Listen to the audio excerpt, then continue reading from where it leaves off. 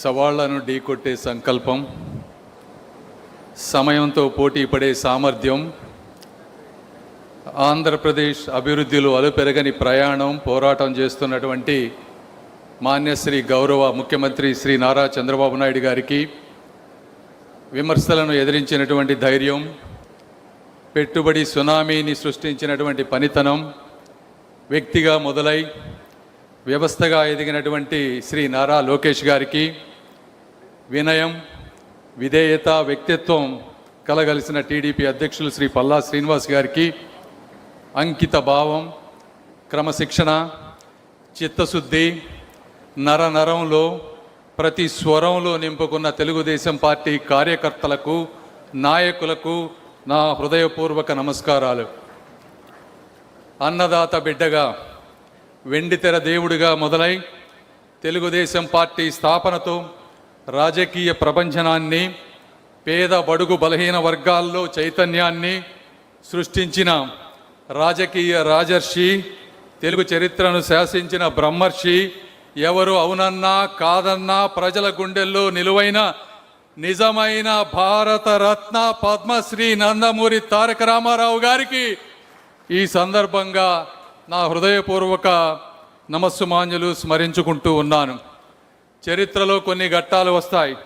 అవి ప్రభుత్వాలను మార్చడమే కాకుండా రాబోయే తరాల భవిష్యత్తును కూడా నిర్ణయిస్తాయి. 2024 ఎన్నికలు కూడా అలాంటివే.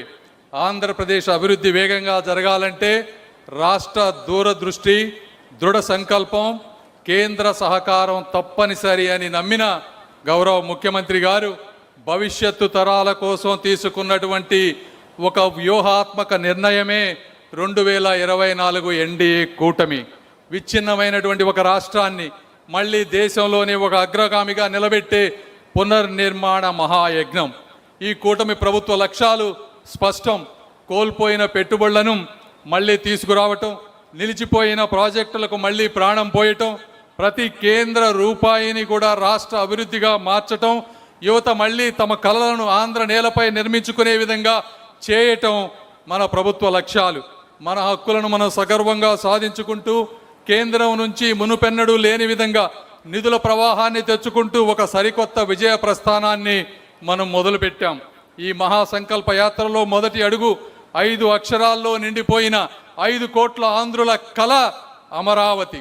అమరావతి గవర్నమెంట్ మనం వచ్చిన వెంటనే 15,000 కోట్ల రూపాయలు కేంద్ర బడ్జెట్లో పెట్టారు. అందులో 13,500 కోట్లు బ్యాంకుల ద్వారా గ్రాంట్, 1,500 కోట్ల రూపాయలు కేంద్ర ప్రభుత్వ నిధి నుంచి మనకి ప్రామిస్ చేస్తే ఇప్పటికే 7,100 కోట్ల రూపాయలు రిలీజ్ అయినాయి. రేపటి తరం గర్భపడే విధంగా ఒక అద్భుత ప్రపంచ స్థాయి నగరంగా ఈ అమరావతి రూపాంతరం చెందబోతా ఉంది. మళ్ళీ చరిత్రలో ఎవరు కదిలించలేని విధంగా, పెట్టుబడిదారుల విశ్వాసాన్ని దెబ్బతీయకుండా, రైతుల త్యాగాలకు శాశ్వత భరోసాగా నిలిచే విధంగా దేశంలో దాదాపు అన్ని రాజకీయ పార్టీలను ఒకే ఒక్క పార్టీ తప్పించి వాటన్నిటి మద్దతుతో సాధించుకున్న అమూల్యమైన చట్టమే అమరావతికి చట్టబద్ధత. అమరావతి చరిత్రలో ప్రజల ఆకాంక్షలకు వ్యతిరేకంగా నిలిచిన ఏకైక నాయకుడిగా జగన్మోహన్ రెడ్డి గారు నిలిచిపోతూ ఉన్నారు. అది వాళ్ళు గుర్తుంచుకోలేకపోయారు. సంఖ్యలతో వాళ్ళు అమరావతిని బంధిస్తే ఒక సంకల్పంతో అమరావతిని సాధించామని చెప్పి మీ అందరికీ నేను తెలియజేసుకుంటా ఉన్నాను. రెండవది పోలవరం. గోదావరి జలాలు సముద్రంలో కలవకుండా రైతన్నల జీవితాల్లో కలవాలనేటువంటి ఏకైక లక్ష్యంతో ప్రారంభమైనటువంటి ప్రాజెక్ట్ ఈ పోలవరం. పోలవరం ప్రాజెక్టు పూర్తయితే 7 లక్షల ఎకరాలకు ఇప్పటి వరకు సాగులోకి రాకుండా ఉన్నటువంటివి, అదేవిధంగా ఇప్పుడు సాగు చేస్తూ రెండో పంటకి ఉపయోగం లేనటువంటి 23 లక్షల ఎకరాలు, అంటే మొత్తం 30 లక్షల ఎకరాలు సస్యశ్యామలం అయ్యి నీటి స్థిరీకరణ జరిగి రైతులకు ఆదాయం పెరిగేటువంటి అవకాశం. 540 గ్రామాలలో స్వచ్ఛమైన శుద్ధమైన మంచినీరు వచ్చేటువంటి అవకాశం. ఎందుకంటే ఒక గుంటూరు ప్రాంతంలో తీసుకుంటే 3 లక్షల ఎకరాల ఆయకట్టుంటే 3 లక్షల ఎకరాల్లో మొదటి పంట పండుతుంది. కేవలం 150,000 ఎకరాల్లో మాత్రమే రెండో పంట పండుతుంది. అంటే ఇంకా 150,000 ఎకరాల్లో రెండో పంట పండితే 40,000 రూపాయలు పైగా రైతుల్లో ఆదాయం పెరుగుతూ ఉంది. ఎందుకంటే ఆ రోజు పట్టిసీమ కట్టినప్పుడు ఎకరానికి 30 బస్తాలు పండే వరి పట్టిసీమ చంద్రబాబు నాయుడు గారు కట్టిన తర్వాత 40-45 బస్తాలు పండుతూ రైతుల్లో ఆదాయం పెరిగినటువంటి పరిస్థితి. ఇలాంటి బృహత్తరమైనటువంటి కార్యక్రమాన్ని అర్థం చేసుకొని ఆ రోజు 2014లో మన గవర్నమెంట్ వచ్చిన తర్వాత 7 మండలాలు, తెలంగాణలో ఉన్నటువంటి 7 మండలాలని ఆంధ్రప్రదేశ్లో కలిపితే తప్పి నేను ప్రమాణ స్వీకారం చెయ్యను అని చెప్పినటువంటి వ్యక్తి నారా చంద్రబాబు నాయుడు గారు. నెల నెల రివ్యూలు పెట్టారు. కేంద్రంలో ఎక్కడెక్కడ అడ్డంకులు ఉన్నాయో మంచి మంచి అధికారులను పెట్టి 70% వర్క్స్ కంప్లీట్ చేసి 2019లో వారికి అప్పచెప్తే వారు చేసినటువంటి నిర్లక్ష్యం, కాలయాపన ఈ ఆంధ్ర ప్రజలు క్షమించేటువంటి విషయం కాదు. కాంట్రాక్టర్లను మార్చారు, మంచి ఉద్యోగుల్ని మార్చారు, డయాఫ్రమ్ వాళ్ళు చెడిపోయే వరకు దాని విలువ తెలియకుండా చేసి 5 సంవత్సరాల్లో కనీసం 5% వర్క్స్ కూడా చేయకుండా వేల కోట్ల రూపాయలను దారి మళ్లించారు. మళ్ళీ మనం 2024లో వచ్చాం. వచ్చిన వెంటనే మళ్ళీ ప్రాజెక్ట్ కాస్ట్ ఎస్టిమేట్ చేయించాం. 36,000 కోట్ల రూపాయలు మళ్ళీ రీఎస్టిమేట్ చేశారు. ఇందులో ఇంకా దీన్ని పూర్తిగా ప్రారంభించాలంటే 12,000 కోట్ల రూపాయలు కావాలన్నారు. అంతర్జాతీయ నిపుణులతో డయాఫ్రమ్ వాల్ని చెక్ చేపించి మళ్ళీ దాన్ని పట్టాల మీదకి తీసుకొచ్చి ఇచ్చిన 12,000 కోట్ల హామీల్లో ఇప్పటికే 7,000 కోట్ల రూపాయల వరకు రిలీజ్ చేశారు. అప్పుడు 70 జగన్మోహన్ రెడ్డి గారు 5% పనిచేశారు. ఇప్పుడు 12% మనం పనిచేసి దాదాపుగా 2027లో పూర్తిగా కంప్లీట్ చేసి తెలుగు జాతికి అంకితం చేయాలనేటువంటి పట్టుదలతో ఈరోజు గౌరవ ముఖ్యమంత్రి గారు కానీ, అదేవిధంగా నీటిపారుదల శాఖ మంత్రి నిమ్మల రామానాయుడు గారు కానీ ఉన్నారు. ఇటువంటి ఆంధ్రుల జీవనాడి అయిన పోలవరాన్ని 5 సంవత్సరాలు సాగదీసిన జగన్మోహన్ గారు ఎక్కడ, 5 నెలల్లో అడ్డంకులన్నీ తొలగించి పరుగులు పెట్టించిన మేమెక్కడా అని మీ అందరూ తెలుసుకోవాలనుకుంటా ఉన్నాను. మూడవది వైజాగ్ స్టీల్ ప్లాంట్, విశాఖ ఉక్కు, వేల కుటుంబాల ఊపిరి, 1,00,000 మంది కార్మికుల చెమటతో ప్రజల పోరాట పటిమతో స్థాపించుకున్న ఆంధ్రుని హక్కు ఈ విశాఖ ఉక్కు. ఇలాంటి 2019, 2024 మధ్య రా మెటీరియల్స్ లేకపోవటం వల్ల, ఉన్న కెపాసిటీని ఉపయోగించుకోలేకపోవటం వల్ల విపరీతమైనటువంటి నష్టాలలోకి వచ్చి ఉక్కు కర్మాగారం మూతపడేటువంటి స్థితికి వచ్చింది. వేలాది కార్మికుల గుండెల్లో భవిష్యత్తుపై భయాన్ని నింపింది.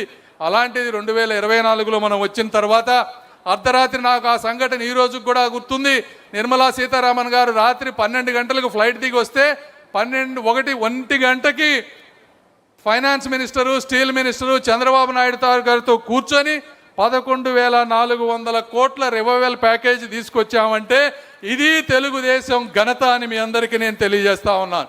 అవే కాకుండా స్టేట్ నుంచి ఇవ్వాల్సినటువంటి వాటర్, పవర్, ట్యాక్సెస్ అన్నీ రిలీవ్ చేసి ఈ రోజున 3వ బ్లాస్ట్ ఫర్నెస్ను కూడా స్థాపించి మొట్టమొదటిసారిగా మళ్ళీ 50 కోట్ల రూపాయల ప్రాఫిట్ని తీసుకొచ్చేటువంటి పరిస్థితిని కూడా స్టీల్ ప్లాంట్ని తీసుకొచ్చామని మీ అందరికీ తెలియజేస్తా ఉన్నా. మూతపడే స్థితి నుంచి మళ్ళీ మార్కెట్లో ధైర్యంగా నిలబడే స్థాయికి విశాఖ ఉక్కు చేరింది అంటే దానికి కారణం కూటమి ప్రభుత్వ సమన్వయం, సంకల్పం అని తెలియజేసుకుంటూ, జగన్మోహన్ రెడ్డి గారు కానీ ఇంకొకళ్ళు కానీ ఉక్కును కరిగించవచ్చునేమో కానీ ఈ ఆంధ్రుల సంకల్పాన్ని, చంద్రబాబు నాయుడు గారి సంకల్పాన్ని కరిగించలేరు అని మీ అందరికీ నేను తెలియజేసుకుంటా ఉన్నాను. అదేవిధంగా ఈ పథకాలు తీసుకుంటే సెంట్రల్ స్పాన్సర్డ్ స్కీమ్స్, ఈ దేశం అభివృద్ధి చెందాలని విస్తృతమైనటువంటి నిపుణులతో అనేక కమిటీలు వేసి ప్రతి రంగానికి, ప్రతి వ్యవస్థకి, ప్రతి వ్యక్తికి కూడా స్కీమ్స్ను పెట్టి అనేక సెంట్రల్ 60-40 కానీ 50-50 భాగస్వామ్యంతో అనేకమైనవి తీసుకువచ్చారు. ఆ రోజు మనం 2014-19లో ఉన్నప్పుడు జాతీయ ఉపాధి హామీ పథకాన్ని ఉపయోగించుకొని ఆ రోజు నారా లోకేష్ గారు ముఖ్యమంత్రిగా, మన పంచాయతీరాజ్ శాఖ మంత్రిగా ఉన్నప్పుడు ప్రతి గ్రామంలో, ప్రతి SC/ST కాలనీలో, ప్రతి BC కాలనీలో సిమెంట్ రోడ్లు వేయించిన ఘనత కూడా మనమే తెలియజేస్తా ఉన్నాను. మీరు 2019-24 మధ్య వచ్చి ఇచ్చిన ఫండ్స్ అన్నిటినీ డైవర్ట్ చేశారు. మీరు ఇవ్వాల్సిన, స్టేట్కి ఇవ్వాల్సినటువంటి భాగస్వామ్యాన్ని ఇవ్వలేదు. ఈ విధంగా ఒక సమన్వయం లేకుండా చేస్తే మేము వచ్చేటప్పటికి ఆ స్కీములను బాగు చేయాలంటే 12,000 కోట్ల రూపాయలు మనమే తిరిగి చెల్లించి మళ్ళీ దాదాపుగా ఆగిపోయిన 94 స్కీమ్స్లో 82 స్కీమ్స్ని ఈ రోజున మళ్ళీ తీసుకొచ్చాం. వీటిల్లో ఎన్నో రకాల స్కీమ్స్ ఉన్నాయి కానీ నేను 1-2 ఉదాహరిస్తాను. ఇందులో మొదటిగా జల్ జీవన్ మిషన్, ప్రతి గ్రామీణ కుటుంబానికి ఫ్లోరైడ్ బారి నుంచి విముక్తి కలిగిస్తూ ఇంటింటికి శుద్ధమైన తాగునీరు అందించాలనే లక్ష్యంతో ప్రారంభించినటువంటి ఒక ప్రజా ఆరోగ్య విప్లవం జల్ జీవన్ మిషన్. దేశం మొత్తంగా 2 లక్షల కోట్ల రూపాయలు ఈ స్కీమ్కు పెట్టారు. మన రాష్ట్రానికి జగన్మోహన్ రెడ్డి గారు ఉన్నప్పుడు 14,000 కోట్ల రూపాయలు ఇచ్చారు. దాని 50-50 అంటే మనం కూడా కనీసం ఇంకో 10,000 కోట్ల రూపాయలు ఖర్చు పెట్టుంటే ఈ రోజున ప్రతి గ్రామంలో కూడా నీరు వచ్చేది.